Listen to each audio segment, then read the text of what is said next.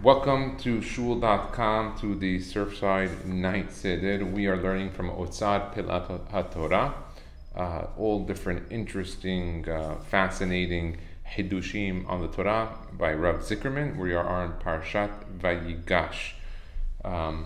And we are up to the Pasuk, Vayishalach et Echav, Vayelechu, Vayomer Alehem al Tirgezu Badarech. So the Pasuk is telling us that this is after Yosef reveals himself. He tells the brothers that he is Yosef, the one that they sold down.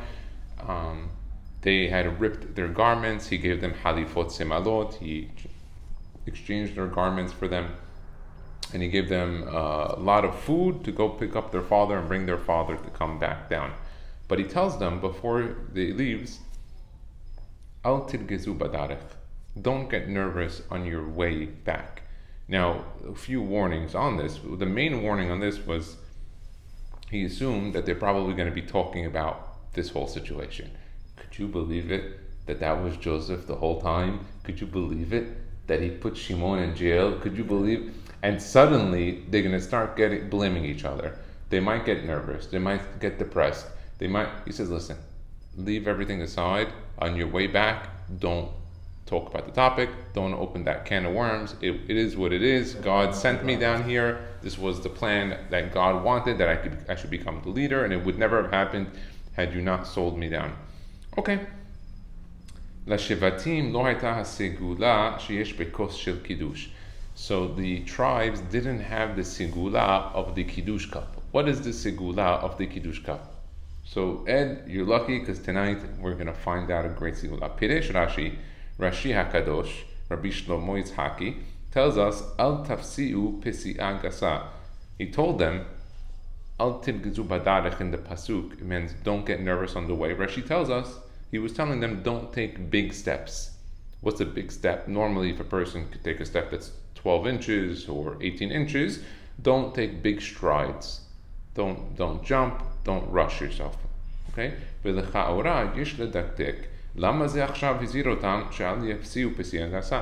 Why would Yosef tell them, don't take big steps? If you tell me, don't get nervous on the way because of what happened, the events, I understand. But Rashid just told me that he was telling them, don't take big steps. What does that have to do with anything here?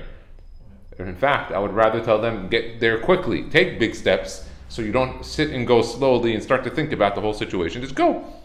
So what happened? Why did he tell them that? And by the way, this was not the first time they went back and forth. They went back and forth multiple times. Why suddenly now he tells them, don't get nervous on the way?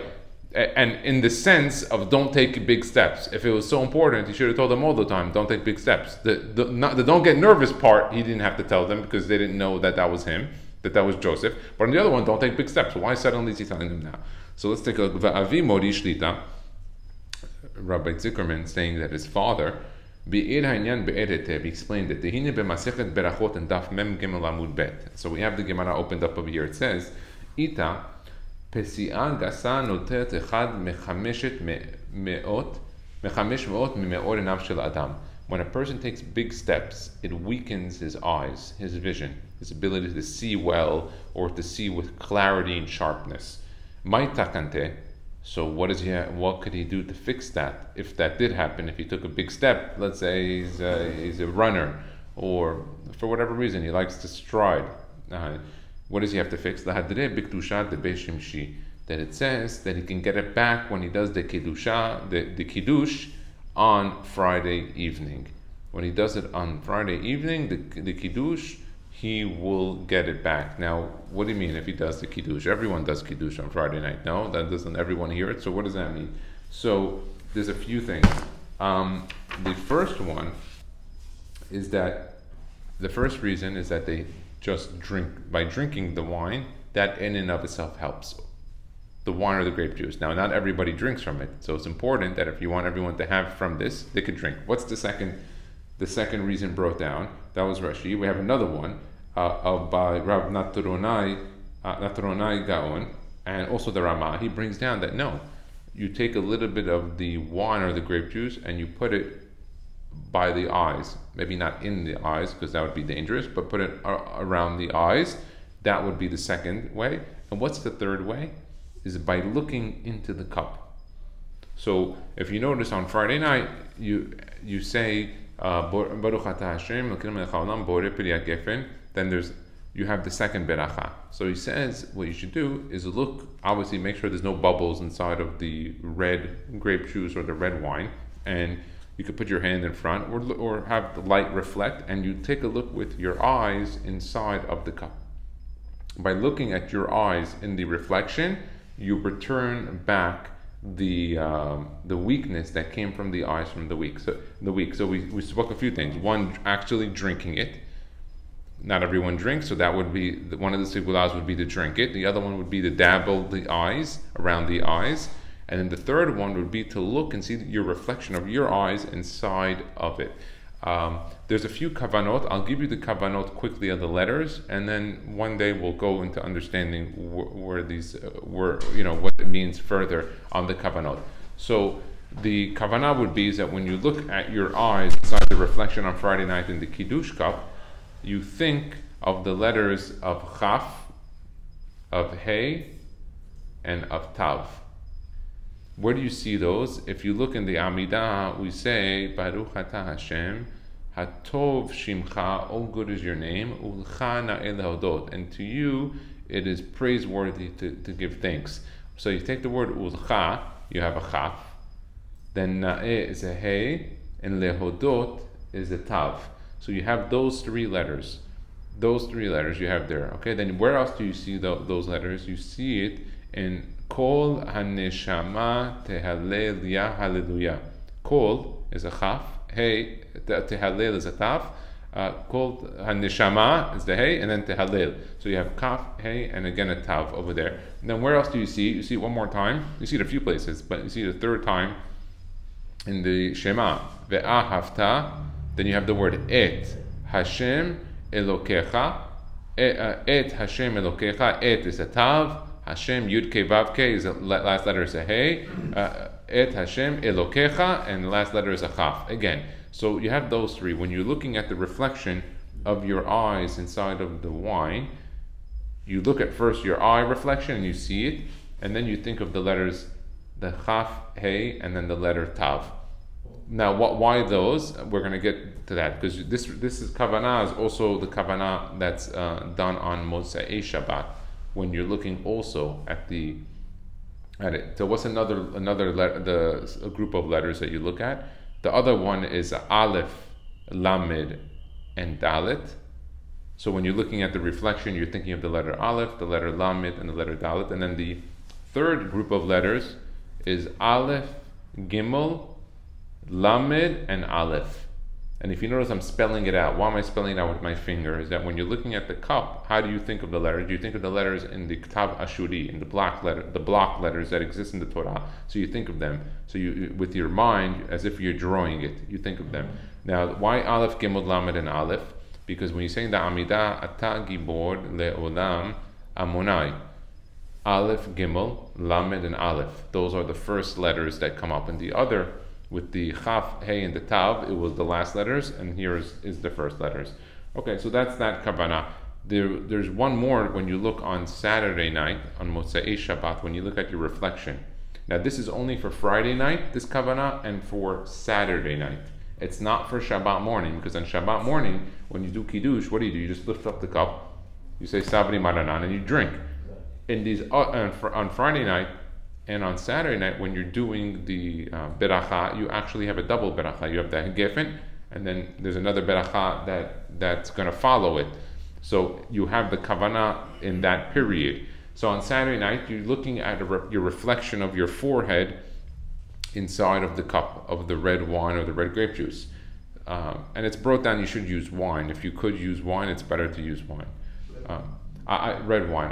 I find it sometimes hard to do the wine, so I got a 3-ounce cup. It's actually a little over 3 ounces, so that if I ever do wine, I'm drinking the exact portion that I need to drink. I don't have to drink more. So on Saturday night, we want to bring in a lot of blessing for the week. So we look at our forehead. Why we look at our forehead in the reflection? Because in Hebrew, how do you say forehead? Metzach. Metzach is spelled Mem, Sadi, Chet. Mem is 40, Sadi is 90, and then Chet is 8. So you have 138. Then what do we want on Saturday night, the beginning of the week? Then we want to have Hatzlacha, we want to have Berachot. So Hatzlacha, if you take the word Hatzlacha, you have Hey is 5, Sadi is 90, Lamed, Chet, and Hey, you have 138. So what you do is you look at your forehead, the reflection on the forehead of the light, and then with that you bring Hatzlacha from Metzach, you think Hatzlacha, and you have that kavanah. So this was the kavanah on Friday night if they took a big step. And so Yosef HaSadik tells the brothers, don't take big steps because the weakness in the eye. But why would that be a good advice? They can just look at their reflection in the cup of the grape juice on Friday night and get it right back. And I'm sure that they did Kiddush. I'm sure the Shevatim did Kiddush. Abraham, Yitzhak, and Yaakov kept Shabbat and kept the mitzvot. I'm sure that they did it too. So he says here, Uperesh Rashi B'Kedusha de Beshimshi Sheshote Kos Shel Kiddush B'Shabbat B'Layla. That Rashi tells us that how does it work? It works by drinking from the actual grape juice.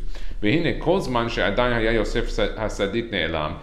all the time that Yosef HaSadik was not at home and Yaakov Avinu fell into this depression where he didn't get Ruach HaKodesh and he wasn't himself for all those 22 years, they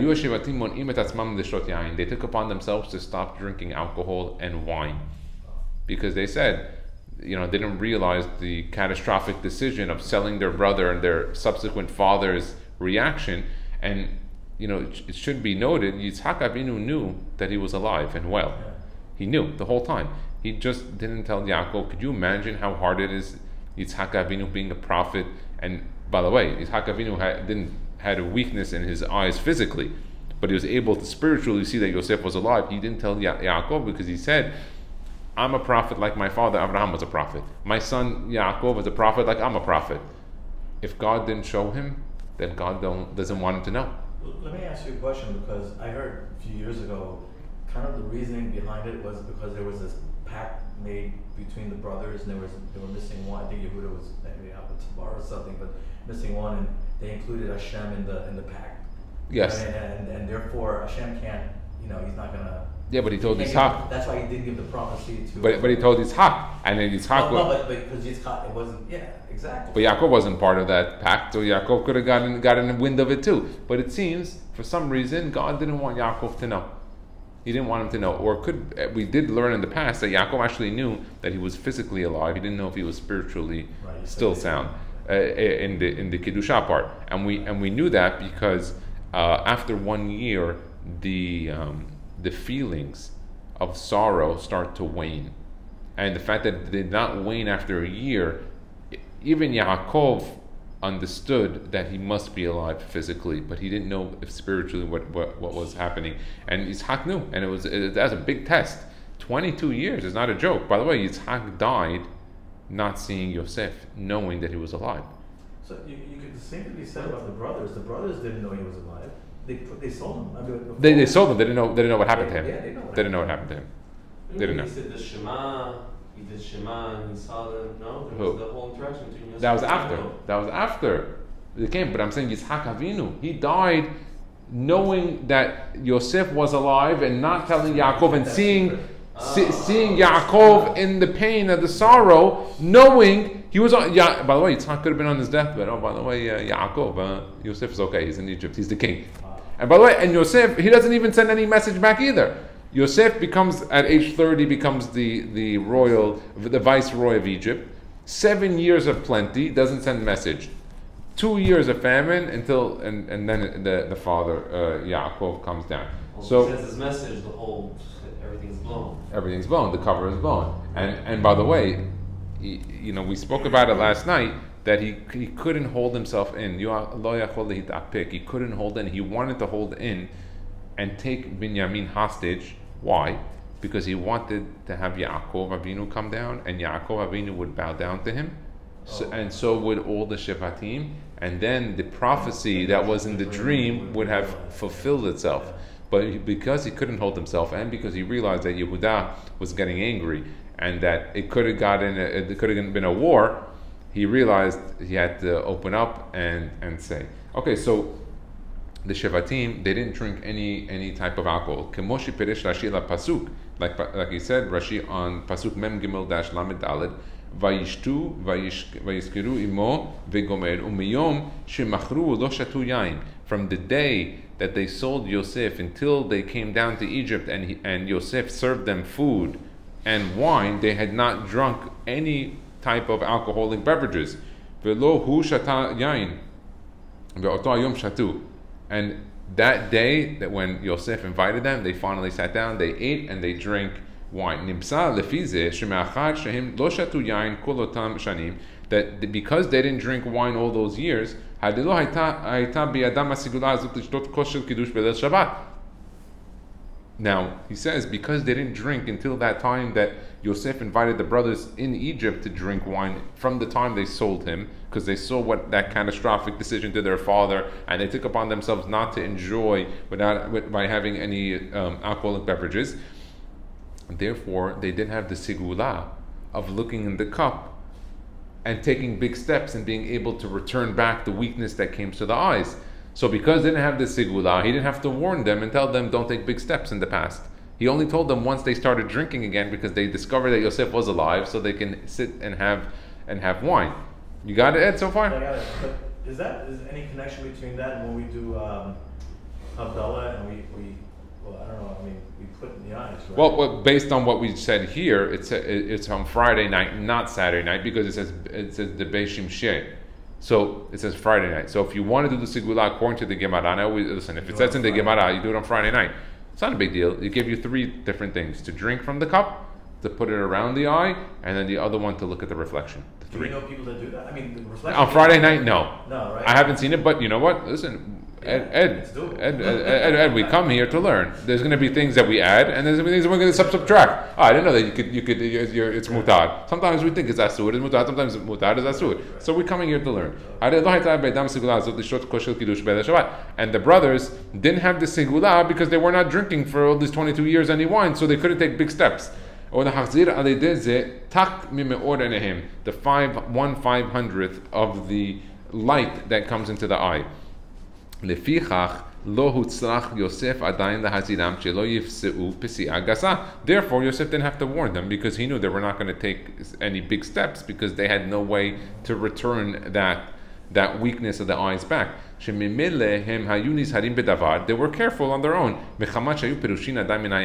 And so they were careful. They weren't drinking any alcohol because of that. Okay, but now that Yosef revealed himself to the brothers, and now they probably made hatara, and they're going to start drinking wine again because they said, all right, we have reason to celebrate. We can go back to it. Lachen Shapir his hiram Yosef al tilgezu badarach shelo yafsiu pesi'a gasa. That's why he warned them after they discovered it was him and he was open. He tells them, okay, guys, don't make a pesi'a gasa. Don't take big steps now. Now so the question is now, why would he tell them don't take a big step now? Seemingly, they could take big steps now, because now that they are returning to drinking wine again on Friday night, if they take big steps, it's not a big deal. They get it back. So why would he tell them now, don't take big steps, unless there was some other reason? And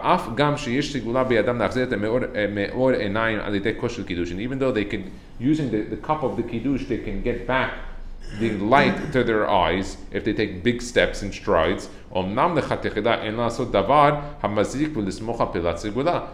You're not supposed to do something that could be harmful and then use a segula, a prayer, or some form of an amulet, a kamiya, or something of the sort in order to protect yourself. Don't put yourself in danger and then use a segula to protect yourself. Stay away from the danger. If you need to, take a big step or run because of something important, or you need to get to a place, or something's running after you, I don't know, then if it happens, that's what you use it for. But don't put yourself in that position. And he says, this is what my father told me, Rabbi Zuckerman's father. That means that the children, the legs, give a zechut, merit to the father. That means that now he's going to add on his father's words. דהנה לכאורה יש להעיר ממה שכתב הרמה ז"ל בברכי משה. You have to know what the Rama, Rabbi Moshe Isserlish, from Krakow, Poland, what he said in the book Darchei Moshe in Orach Hayim Siman Resh Ayin Aleph Ot Het, B'Shem HaMaharil. He said it in the name of the Maharil, and so I wanted to bring you up on the Maharil, which we brought over here. The Maharil was Rabbi Yaakov HaLevi ben Moshe Modin. He lived in 1355 to 1427 in Magensia, and he had passed away, it looks like, on Kaf Bet Be'elul, and he was the rabbi of Magensa and the Rosh Yeshiva over there, and he's known as Avi Minhage Ashkenaz. He's the father of Ashkenaz traditions. The father. Where's Magensa, so let's take a look here. Magensa is in Germany. Oh. In Germany. Okay. So he says B'Shem Maharil in Hilchot Shabbat Ot Bet Shebishat HaKiddush Belil Shabbat Tistakel Benerot. That on Friday night, now there's a reason why I just gave you the timeline of 1355 to 1427. You'll see it now in a minute. He says that on Friday night, when you're doing the Kiddush, you should look at the candles. Belil Shabbat Tistakel Benerot. Now, which word do you look at the candles? When you're saying Zikaron Lemaaseh Bereshit, when you used to say the word Zikaron, stretch the word Zikaron for another few seconds, and then you just look up from your Kiddush, from the Siddur, just look up Zikaron while you're extending the word. You look at the candles, the two candles with your two eyes, you look, and that's another way. Ki bet pe'amim ner oleh 500. He says, so why does the Maharil say look at the candles? Because if a ner, the way you spell ner, the candle in Hebrew, is nun resh. Nun is 50, and resh is 200 in numerical value gematria. So ner and ner, because you have two candles, is 250 is 500. And the Gemara said in Masechet Berachot Mem Gimel that it takes away 500 of the eye. So by looking at the 500 in the candle, the ner, you return it. So the Maharil said look at the candle to look at. So he says that's where you can get it back from the looking at the candles. And even though the brothers, the tribes, the Shevatim, didn't have wine to look at the reflection of their eyes, like the Gemara says, no big deal. Do what the Maharil did. The Maharil said you looked at the two candles and you'd be all set. Looking at the candles does the same job. So why didn't they just look at the candles? Why did they not take big strides because of not drinking alcohol or the wine on Friday night? They could have looked at their candles.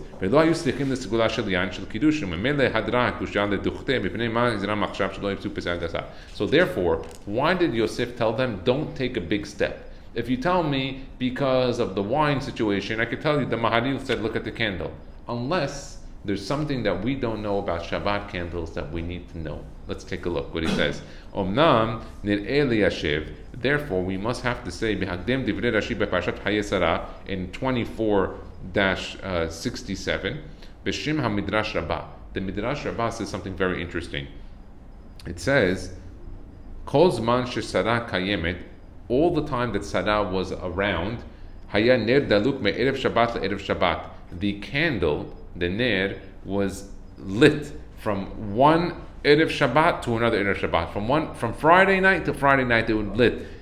V'chule, v'chshebat Rivka hazru. That when Sarah Imenu died, seemingly, I'm assuming Avraham Avinu continued the tradition of lighting the candles on Friday night, which is basically following the halacha, but it seemingly didn't last from Friday night to Friday night. When Yitzhak met Rivka and got married and she went into the tent, the ohel, it came back. So it was when Sarah Imenu would last from Friday night to Friday night. When Avraham did it, it did not. And then when Rivka, Shabbat Rivka, Hazru, it came back. Otherwise, it wouldn't tell me Hazru. It would tell me that it stayed the whole time. It didn't. It went away. So the Imahot had this power. The Jewish mothers. Umistama gam etzel Imahot Rachel veLeah haya ner daluk me'erev Shabbat erev Shabbat. And also Mistama, that this also existed with Rachel and Leah. So on the 4, it didn't exist with Bilhah and Zilpah, based on what we're saying here. That it was Sarah, it jumped to Rivka, then it went to Leah first, because Leah got married 1 week earlier, and then Rachel, like we learned in the case that she got married a week later. So it went in the order of Sarah, Rivka, Leah, and then Rachel of it, and it lasted. But we have to go into detail of Rashi. Why do we always go into detail of Rashi's words? Rashi's commentary was written B'Ruach HaKodesh, in a divine spirit. It was also written, it's brought down by the Shema Gedolim, the Hida, Rabbeinu Chaim Yosef David Azulai, that he says that before Rashi wrote his Perush, he fasted 613 days, which equals not 2 years, but rather 3 years. Why? Because there's many days of the year you can't fast, like on Friday night, Shabbat, you can't do on Yom Tov, you can't do on the Chodesh of Nisan, and there are other important days throughout the year which you can't fast. So therefore, he had to fast almost 3 years. Why?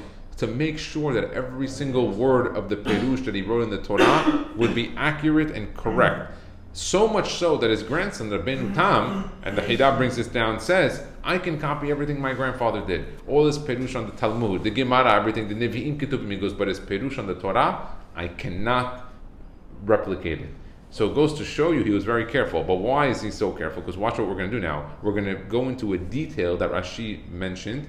Watch this. It says, Shekatav, Ner Daluk, Me'erev Shabbat Le'erev Shabbat, Shemashma Sheyad Daluk Rak Ner Echad.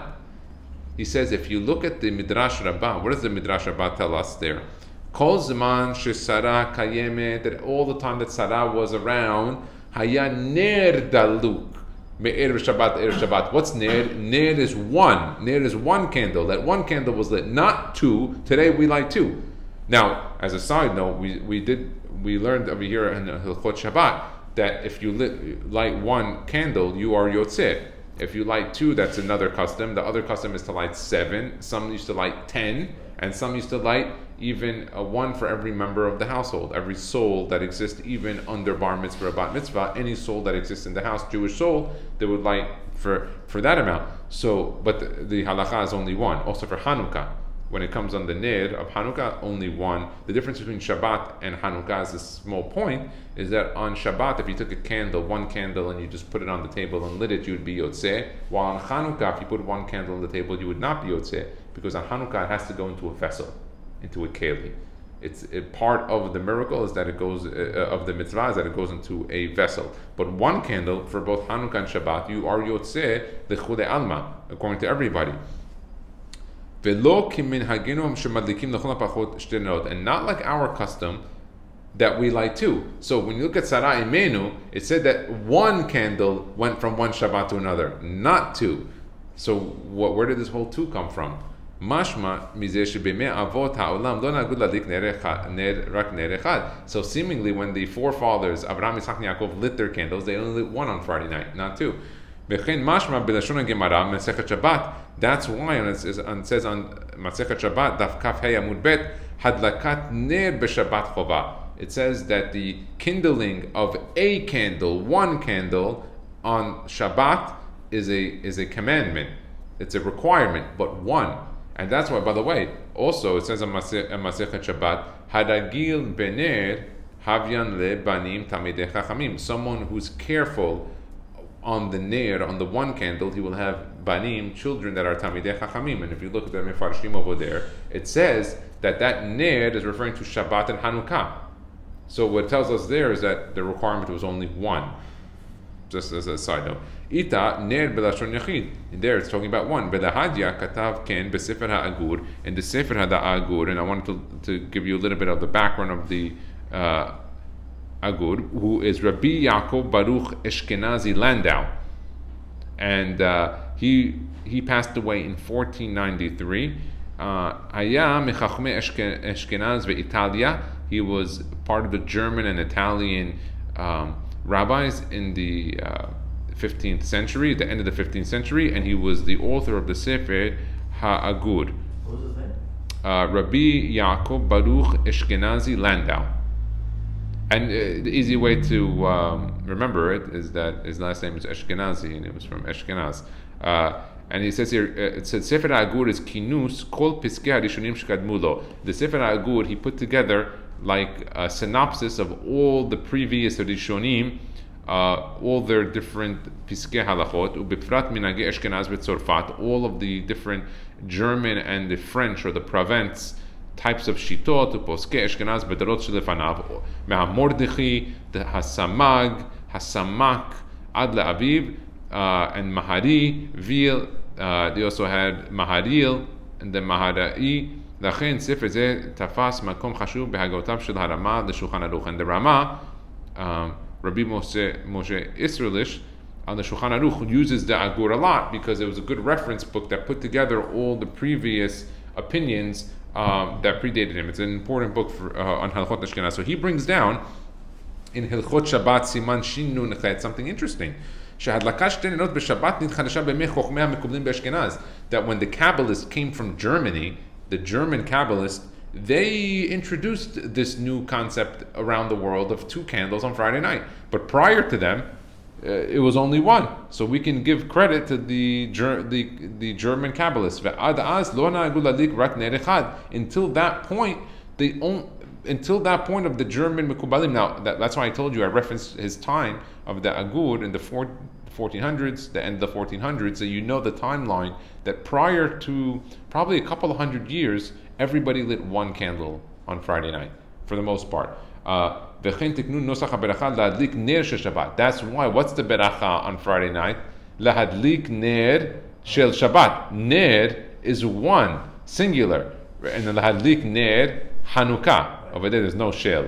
So lahadlik ner Hanukkah because you need the Rashi Tevot Nachal. There's a kavanah on Nachal. So you see from the beracha, it talks about 1 candle, ner, in both Hanukkah and Shabbat. Ve'im kanim anu bazeh. And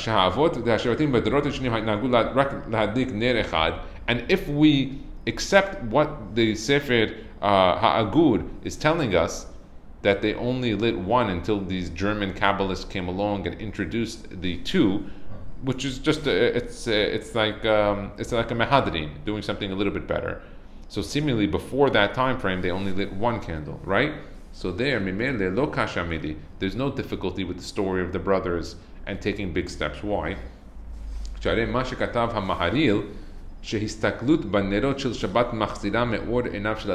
the Maharil told us that looking at the 2 candles, ned, 250, 250, 500 returns the 1/500th of the vision of the eye. Only when you look at 2. The Maharil, by the way, came right around right before the time of the Agur. וכמו שכתב להד ישם, כי 2 פעמים נר עולה 500, והוא רפואה לפסי הגסה שנותנת 1 מ-500 מאור עיניו של אדם. כיוון שאצל השבטים דלק רק נר אחד, לא הייתה להם סגולה של נסגלות בנרות. He goes, if you're going to accept what the Maharil says of looking at the 2 candles for the 500 to return 1/500th of the eye, and that you accept from the Sefer HaAgur that this only came from the German Kabbalists in a more recent time, probably in the millennia that we're in, not in the 2000, but right before this millennia.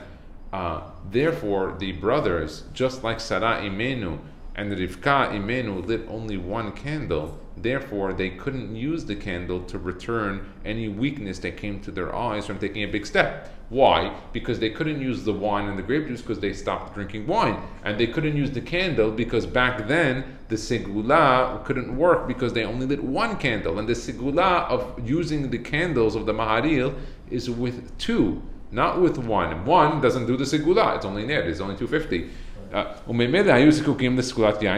Therefore, at that time of the Shevatim, the only thing they could have done was using the grape juice or the wine on Friday night.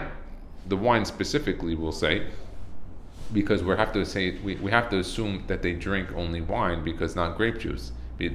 Seemingly from this, it probably doesn't work with grape juice the same way with wine, because I'm assuming, unless they became Nazirim, unless we're going to accept that they didn't drink any wine and they also became Nazirim, not eating any grapes or raisins or having any byproducts of grapes.